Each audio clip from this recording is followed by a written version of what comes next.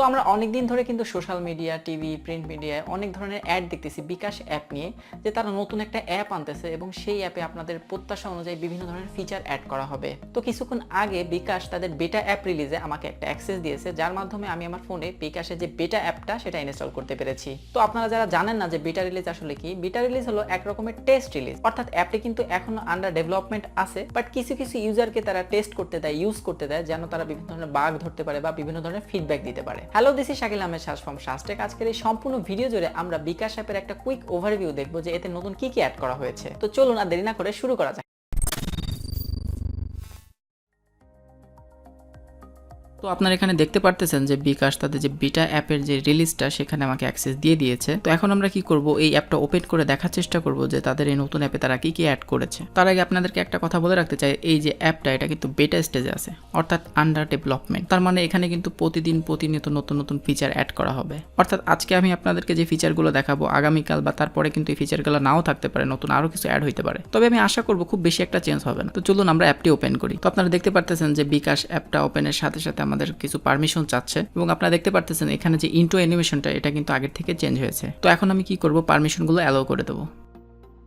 আপনারা দেখতে পারতেছেন যে অ্যাপ ওপেনের সাথে সাথে কিন্তু খুব সুন্দর একটা অ্যানিমেশনের মাধ্যমে আমাদের হোম স্ক্রিনটা চলে এসেছে। তো আগের bKash অ্যাপে কি হতো, যতক্ষণ না পর্যন্ত আমরা আমাদের ফোন নাম্বার, SMS সিকিউরিটি দিয়ে লগ ইন না করতাম ততক্ষণ পর্যন্ত bKashের যে হোম স্ক্রিন সেটা কিন্তু আসতো না। তো আপনারা দেখতে পারতেছেন যে bKashের যে হোম স্ক্রিন এখানে অনেকগুলো চেঞ্জ এসেছে। আপনারা দেখতে পারতেছেন যে এখানে send money, cash out, add money, movie ticket, এই যে অপশনগুলো এগুলো সবার উপরে দেখা যাচ্ছে এবং মাঝখানে আপনি দেখতে পারতেছেন যে এখানে একটা নোটিশ আছে যে bKash অ্যাপ দিয়ে পে বিল করুন কোনো চার্জ ছাড়াই, অর্থাৎ কোনো বিল পে করলে কোনো রকম চার্জ কাটবে না।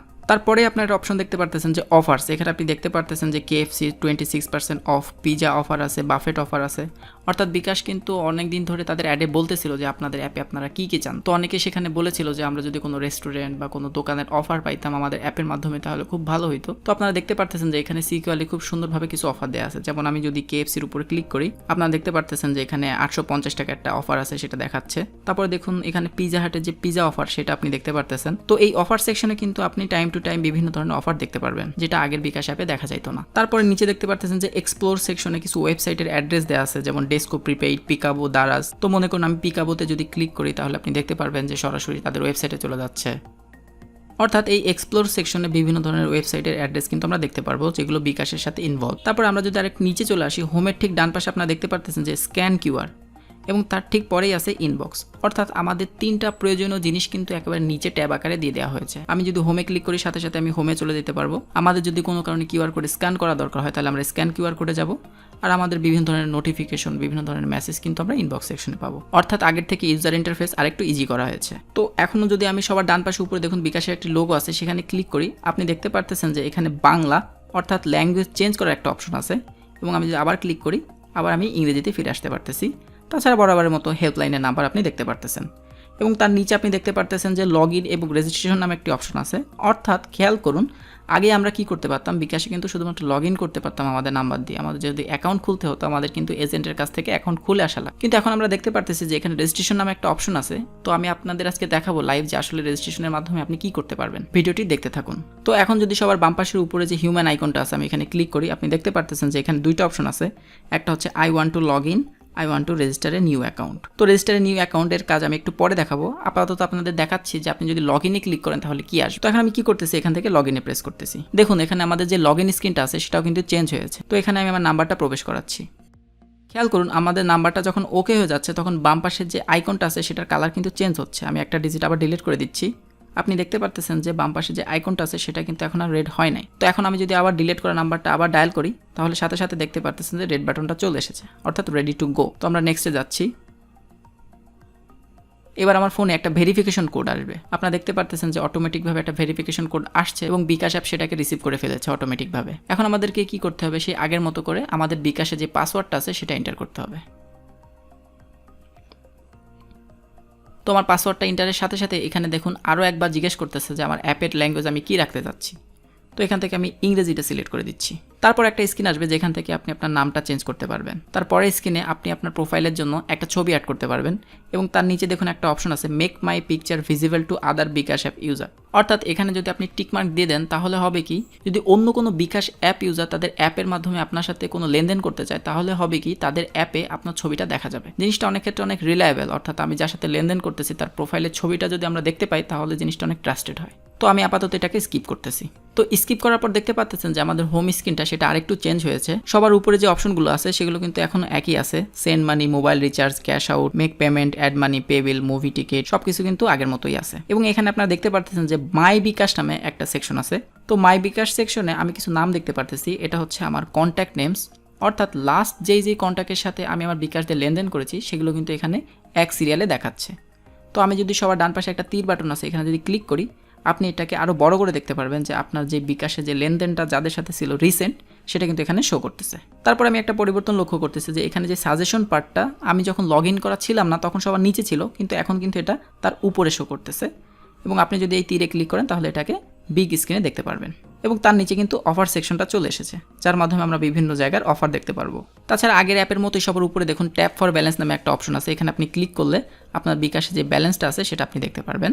তো এখন আমি কি করব, সবার ডান পাশে যে বিকাশ আইকনটা আছে সেটাকে আবার ক্লিক করব লগ ইন থাকা অবস্থায়। তারপর দেখতে পাচ্ছেন যে এখানে কিছু কমন অপশন আছে যেগুলোর সাথে আপনারা আগে থেকেই পরিচিত। তো আশা করতেছি এই অপশনগুলো নিয়ে আপনাদের বেশি কিছু বলা লাগবে না। এবার আমি কি করব, আমাদের যে হোমের ডান পাশে যে স্ক্যান কিউআর আছে এখানে ক্লিক করব। এবং আপনারা দেখতে পারতেছেন যে যেহেতু কিউআর কোডের জন্য আমাদের ক্যামেরার পারমিশন লাগবে সেহেতু আমাদের ক্যামেরার পারমিশনটা চাচ্ছে। তো এটা কিন্তু একটা ভালো জিনিস যে আমাদের যখন যে জিনিসটার প্রয়োজন হবে অ্যাপ তখন সেই জিনিসটার পারমিশন আমাদের কাছ থেকে চেয়ে নেবে। তো আমি এখান থেকে অ্যালাউ করে দিচ্ছি। তো আপনারা দেখতে পারতেছেন যে একটা ক্যামেরার অপশন চলে এসেছে, এখান থেকে আমি ইজিলি যে কোনো ধরনের কিউআর কোড স্ক্যান করে আমাদের লেনদেনগুলো করতে পারবো। তো আপনারা যদি জেনে না থাকেন যে কীভাবে কিউআর কোড স্ক্যান করে বিভিন্ন ধরনের লেনদেন করতে হয়, আমার বিকাশ অ্যাপ নিয়ে আগের একটি ভিডিও আছে, সেটা আপনারা দেখতে পারেন, আমি ডেসক্রিপশন বক্সে সেটা লিঙ্ক দিয়ে দেবো। তারপর এখানে আমি ইনবক্সে যাচ্ছি, আপাতত আমার জন্য কোনো মেসেজ বা নোটিফিকেশন নেই সেহেতু এখানে ফাঁকা দেখাচ্ছে।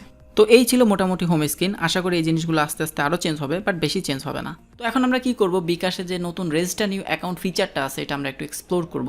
তো বিকাশের রেজিস্টার নিউ অ্যাকাউন্টে গেলে আসলে যে কী আসবে সেটা আমি নিজেও জানি না, এখন আমি আপনাদের সাথেই দেখবো এই অপশনটার কাজ কী। তো ফার্স্ট টাইম আপনি যখন অ্যাপটা ওপেন করবেন আপনি দুই জায়গা থেকে রেজিস্টার অপশনে যাইতে পারবেন। এক হচ্ছে সবার উপরে দেখুন লগ ইন অ্যান্ড রেজিস্ট্রেশন নামে একটা অপশন আছে, তারপরে ডান পাশে দেখুন যে বিকাশ লোগোটা আছে সেখানে ক্লিক করলে সবার নিচে। তো আমি এখন হোম স্ক্রিনের যে রেজিস্ট্রেশন বাটনটা আছে সেখানে ক্লিক করতেছি এবং এখান থেকে রেজিস্টার এ নিউ অ্যাকাউন্ট এখানে ক্লিক করতেছি। তো এখানে আপনারা দেখতে পারতেছেন যে এখানে একটা নাম্বার চাচ্ছে, তো এখানে আমি আমার নতুন একটা নাম্বার দিব। তো এখন আমি কি করব, নেক্সটে প্রেস করব। তো এখানে আপনারা দেখতে পারতেছেন যে আমাদের সিমে যে অপারেটরটা আছে সেটা সিলেক্ট করতে বলতেছে। তো এখান থেকে আমি গ্রামীণ ফোন সিলেক্ট করে দিচ্ছি, তারপর আমরা কনফার্মে প্রেস করতেছি। এখন আমাদের ফোনে একটা ভেরিফিকেশন কোড আসবে, তার জন্য আমরা ওয়েট করতেছি। তো দেখুন বিকাশ অ্যাপটা কিন্তু অটোমেটিকভাবে ভেরিফিকেশন কোডটা নিয়ে নিয়েছে। তো এখন আমাদের একটা ল্যাঙ্গুয়েজ সিলেক্ট করতে বলতেছে, তো আমি কি করব, ইংরেজিতে সিলেক্ট করব। তারপরে দেখুন কিছু টার্ম অ্যান্ড কন্ডিশন চলে এসেছে, এটা আপনারা পড়তে পারেন। তো আমি এখানে আই অ্যাগ্রি করে দিচ্ছি। তো আই অ্যাগ্রি বাটনে ক্লিক করার সাথে সাথে আপনারা এমন একটা উইন্ডো দেখতে পাবেন। তো আপনারা হয়তো খেয়াল করতেছেন যে এই ছবিটা একটু অন্যরকম কেন লাগতেছে। তো বিকাশ অ্যাপ তাদের এই পার্টটা এমনভাবে সিকিউর করেছে যে আপনি কোনো প্রকারের কোনো স্ক্রিন রেকর্ডার অ্যাপ দিয়ে এই স্ক্রিনটা রেকর্ড করতে পারবেন না। তো দেখুন এখানে 3টা অপশন আছে, take photo of your NID, fill in record information, take a photo of your face.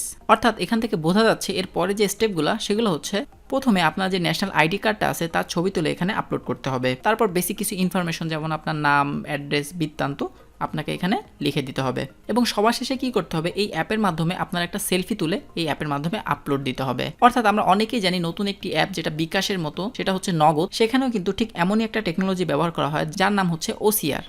OCR কি করে, আপনার ন্যাশনাল আইডি কার্ডটা নিজে নিজে পড়ে সেখান থেকে আপনার নাম বা বৃত্তান্তগুলো অটোমেটিকভাবে পড়ে নেয়। তো যেহেতু এটা একটা লম্বা প্রসেস এবং এখনও এই অ্যাপটি বিটা স্টেজে আছে, তো কিভাবে আপনি বিকাশ অ্যাপের মাধ্যমে নতুন একটি অ্যাকাউন্ট তৈরি করতে পারবেন এই নিয়ে আমি পরবর্তীতে আরেকটি ভিডিও বানাবো। এবং আমি যদি অলরেডি ভিডিওটি বানিয়ে থাকি আপনি ডেসক্রিপশন বক্সে অলরেডি লিঙ্কটা পেয়ে যাবেন। তো আশা করি আপনারা মোটামুটি বুঝতে পেরেছেন যে নতুন এই বিকাশ অ্যাপে কী কী নতুন এসেছে এবং কী কী আসবে। মোটামুটি একটা ওভারভিউ আপনারা পেয়ে গেছেন। তো ভিডিওটি যদি আপনাদের ভালো লেগে থাকে অ্যাজ অলওয়েজ লাইক করবেন, কমেন্ট করবেন, শেয়ার করবেন এবং অবশ্যই আমার চ্যানেলটিকে সাবস্ক্রাইব করবেন। সবাইকে ধন্যবাদ।